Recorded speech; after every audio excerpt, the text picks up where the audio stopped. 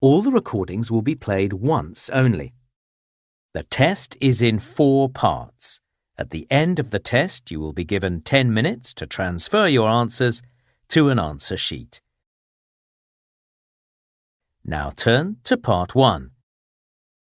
Man who has just retired telephoning a part-time society to ask about membership and activities. First, you have some time to look at questions 1 to 5.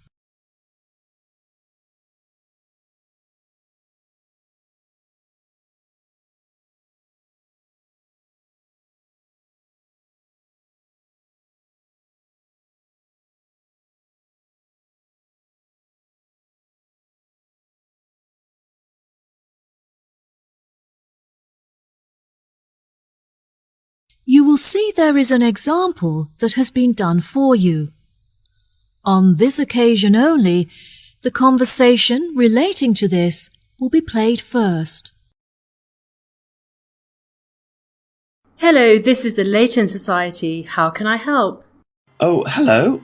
I'm just phoning you because I'm interested in becoming a member of your society, and I was wondering if you could give me some more information. The name of the society is Leighton, so Leighton has been written in the space. Now we shall begin. You should answer the questions as you listen, because you will not hear the recording a second time. Listen carefully and answer questions 1 to 5. Hello, this is the Ielts Society. How can I help? Oh, hello. I'm just phoning you because I'm interested in becoming a member of your society, and I was wondering if you could give me some more information. Of course. What would you like to know? Well, first of all, I'd like to know where you hold the club meetings, as I'm not very mobile anymore, and I'm looking for somewhere that's within walking distance of my house. Are you still down at the old boathouse? No, we moved away from there a while ago. Meetings are now held at the clubhouse. Oh, brilliant. That's only 5 minutes from me. Do you require members to have any skills or experience? No, there is no experience required. We have plenty of female singers and actresses, but we don't have many men who can play the male roles. We are looking to resolve this, and are especially interested in recruiting male actors and singers.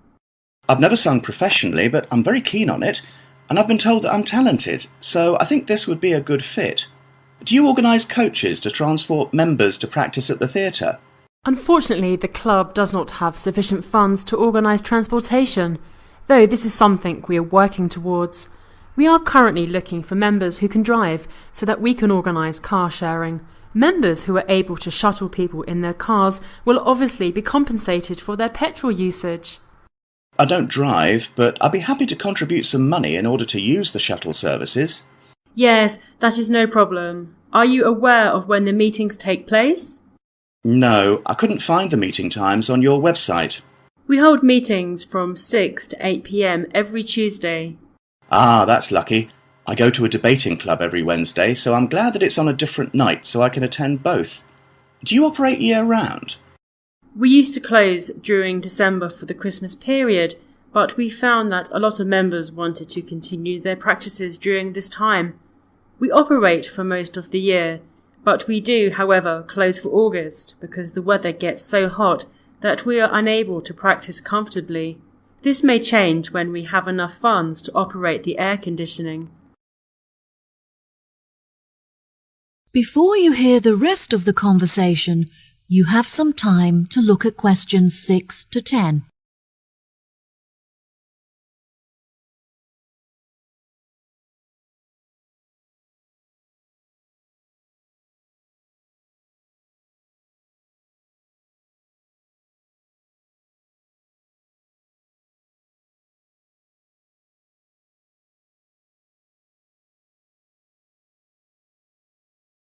Now listen and answer questions 6 to 10. OK. I also wanted to ask how much the membership fee is and what is included with it. Our membership fee is inexpensive and it includes many benefits that certainly make the costs worth it. For example, We hold an annual event where members can meet each other and converse about topics that they have in common. We find that this is very popular, as the dinner is truly superb and included with your membership fee. Wow, that sounds great. And how much does membership cost? We have a couple of membership rates depending on your age and situation. For employed members under the age of 30, the fee is £40, while it costs £60 for members aged between 30 and 60. Which of these categories do you fit into? Oh, I don't fit into either of those. I'm 65 years old and retired, so I'm no longer employed. That's no problem at all. You qualify for the lowest price membership fee of £25, which applies to those who are either unemployed or retired. Wow, that's really affordable. I was thinking of bringing my grandson along to some of the practices, so what would the membership cost for him? He's 14. I'm afraid that the club is for adults only. That is to say, we don't allow members who are aged 16 and under. He is welcome to join in 2 years' time, though. Ah, that's a shame. I guess I can wait and buy him a membership for his birthday present. Yes, what a good idea. I was hoping I could bring him with me so I have someone there to talk to. I'm worried that I won't have anything in common with the other members. I'm sure you'll fit in just fine. All our members are very friendly and interested in culture and music. Most of the people involved are modern authors looking for new experiences to write about in their books. You could read some of their books so you have something to discuss with them. That's a good suggestion. I'll definitely do that. I'm really looking forward to attending the annual dinner so I can meet new people and hopefully make some friends. Absolutely. Everyone has a great night and it's all for charity, as all of the money raised from this event is donated to the Children's Hospital so they can buy toys and clothes. Wow, what a great cause. Well, I will definitely be popping in soon to arrange my membership. Thank you for all of your help. No problem at all. Goodbye. Bye.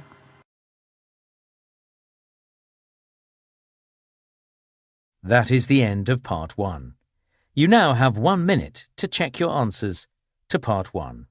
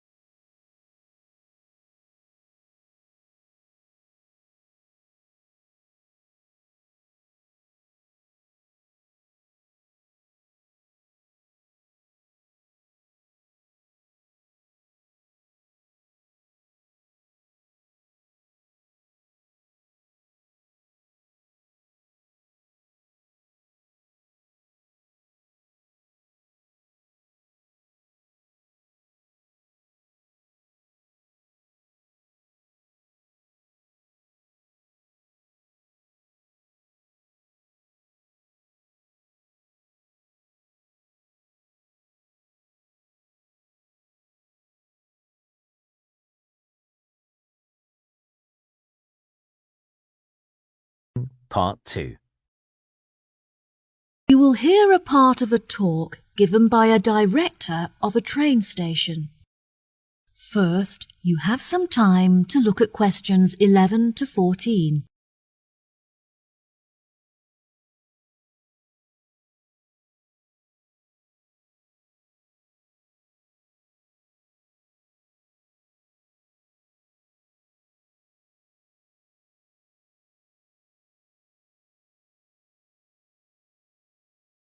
Now listen carefully and answer questions 11 to 14.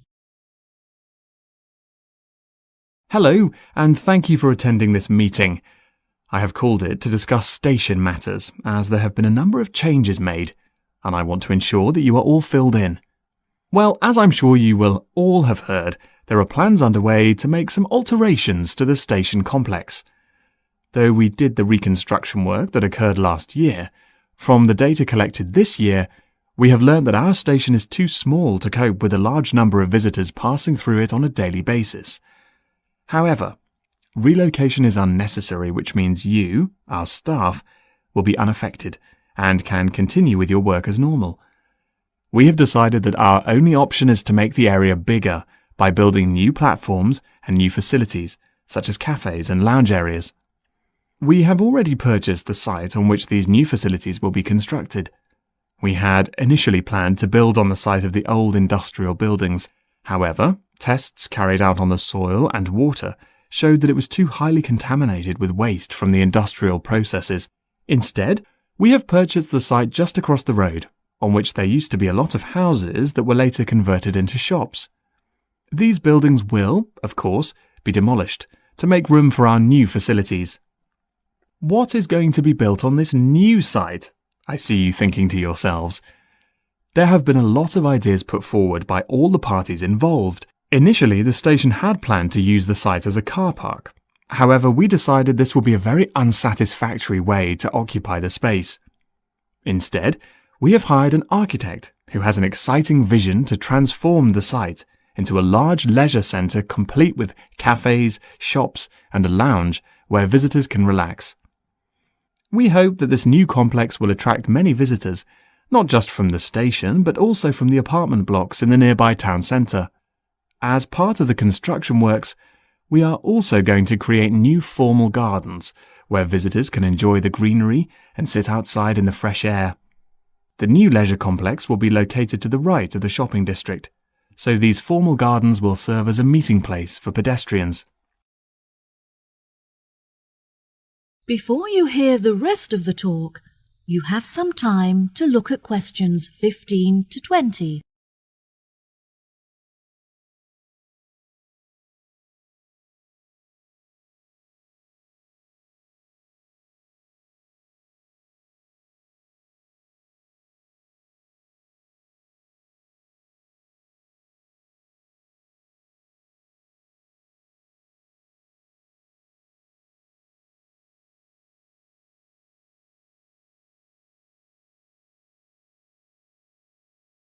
Now listen and answer questions 15 to 20.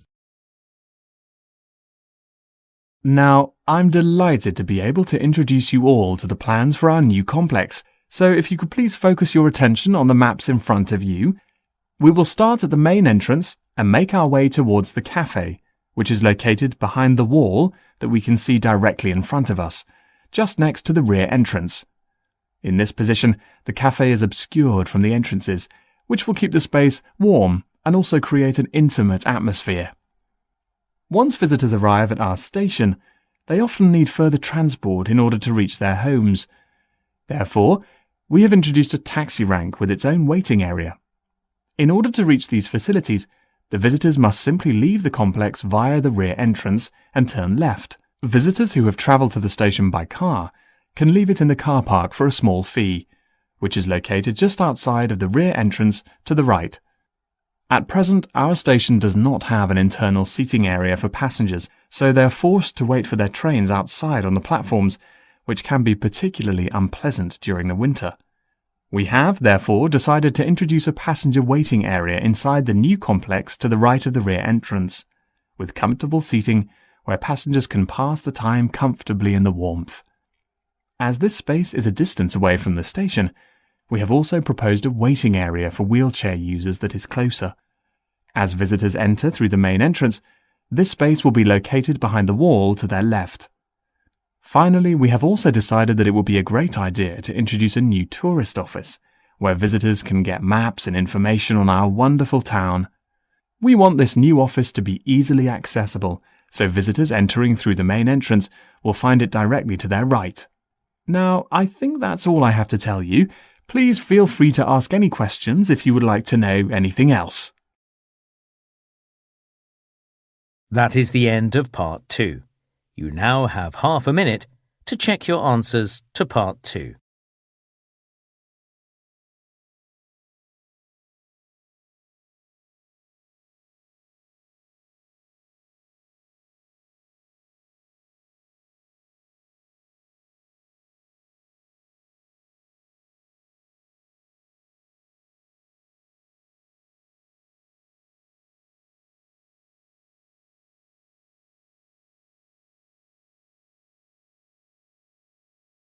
Part 3.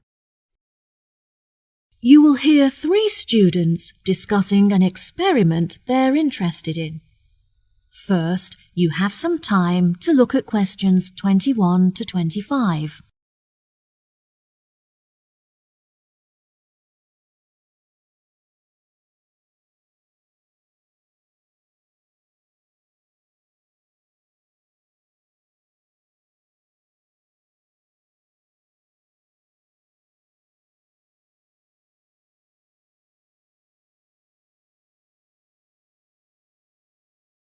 Now listen carefully and answer questions 21 to 25. Oh, hi Jen and Irene. Are you two heading to class? Hey, Bill. Yes, we're just walking there now. We're a little bit early, but we wanted to prepare our apparatus for the experiment. Do you want to walk with us? Yes, sure. It'll be good to catch up. How is everything going with your experiment? Have you decided what your test subject is yet? It's going really well, and we're conducting the test as laboratory partners. We've decided to test the effects of gravitational force on a series of objects with different densities. It's interesting, but it's a lot of work. I've been planning the experiment for the last 2 weeks, and I only finished yesterday. Gosh, Irene, I'm really impressed by how hard-working you are. I enjoy chemistry so much that it doesn't feel like work. Whenever I have some free time at the weekend, I spend it in the laboratory working on it. It almost feels like a second home to me. How about you, Bill? Who is your laboratory partner? The tutor partnered me with Kim. At first I was worried because I've never worked with him before, and I was worried that he wouldn't be very good at laboratory work. But actually, he's very capable. I've noticed that he's always very well dressed. Yes, he's very stylish, and we share the same tastes in clothes. That doesn't stop him from getting his hands dirty, though. He's a very hard worker and makes a significant contribution, which I'm really grateful for. It's good that you get on well with your partner. It makes the experiment so much more enjoyable when you work well together. What do you think of the other people in our group? A lot of the boys are really good at maths, which is really helpful with all the calculations we have to do. Irene is good at maths as well, which makes her contribution really useful because she can do all the equations. I take care of all the writing because Irene finds that difficult. We'd probably fail without each other's help. That's true. I'm so glad that we're nearly finished. Only because you finished the data analysis. Oh, Jen, you give me too much credit. I'm so glad that I didn't get partnered with Linda again. Jen and I were grouped with her for our last experiment, and it was a nightmare. Yes, she always submitted her work on time for the group work, but she never had her phone on her, so it was impossible for anyone to keep in touch with her and vice versa. Her attitude was pretty annoying, but in all fairness, she was a very hard worker because she realized the amount of work needed to get a high score. Jen is such a hard worker. In fact, she has been invited to work on the professor's personal project. Wow, that's amazing. Well done. Why were you picked? I thought he would pick one of the students that he's closer to, but he told me he was impressed with me because I always complete reading the assignments in time for class. I bet you'll be really popular among the other students when they find out. They'll all want to hear about the project. Before you hear the rest of the conversation, you have some time to look at questions 26 to 30.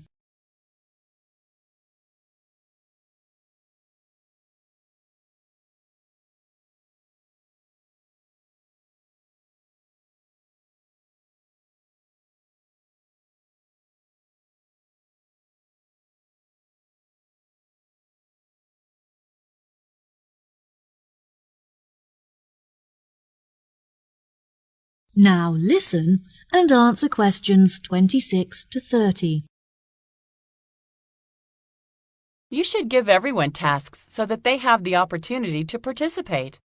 That's a really good idea, actually.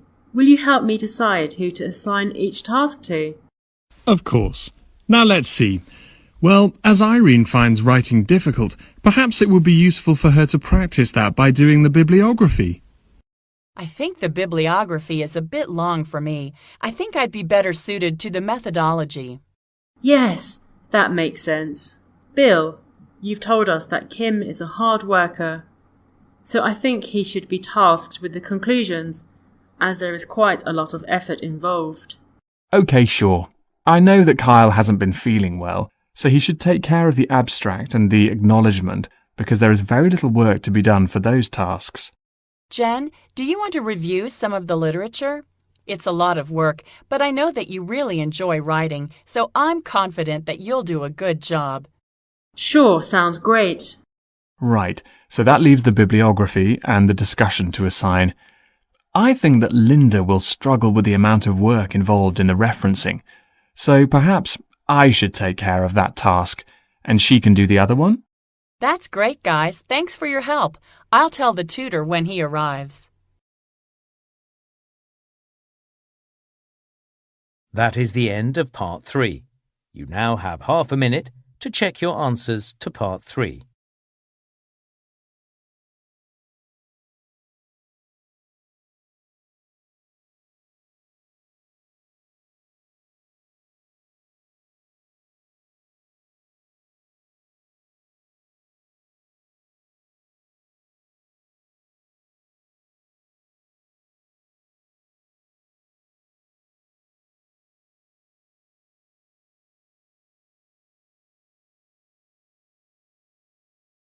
Listening, Part 4. You will hear a talk on research in nanotechnology. First, you have some time to look at questions 31 to 40.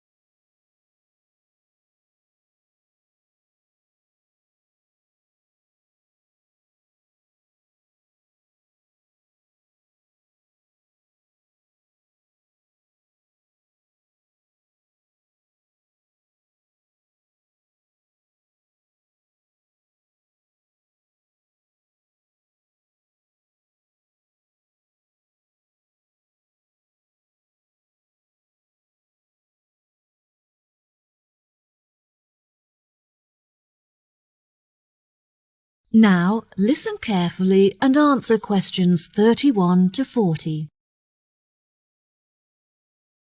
Good morning, everyone. Welcome to the second lecture in our series on modern technology.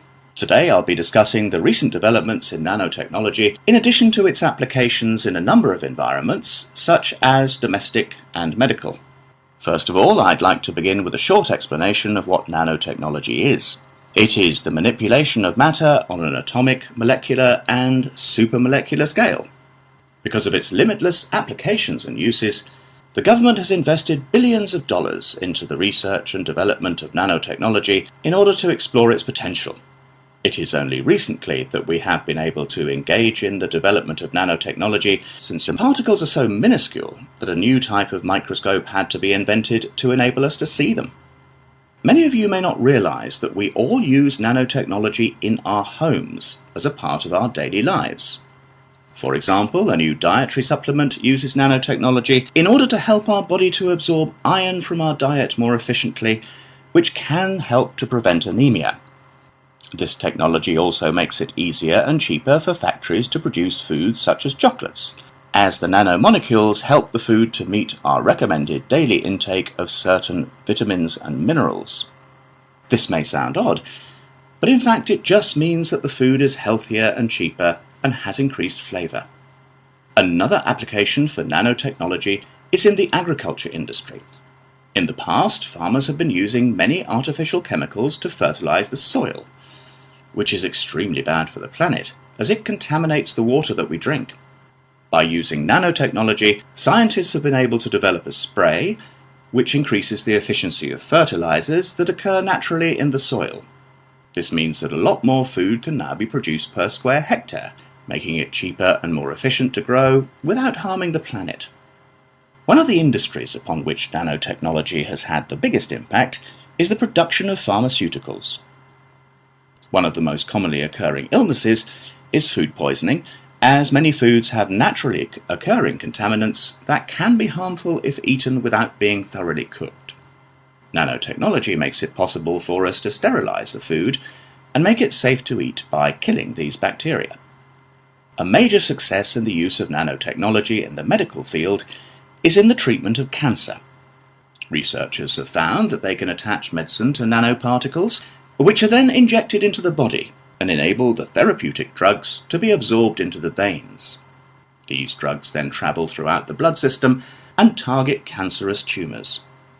Scientists have also discovered that certain metals contain nanoparticles that have antibacterial qualities with the ability to destroy over 650 types of bacteria. These metals are used, for example, on fridges to prevent the growth of bacteria.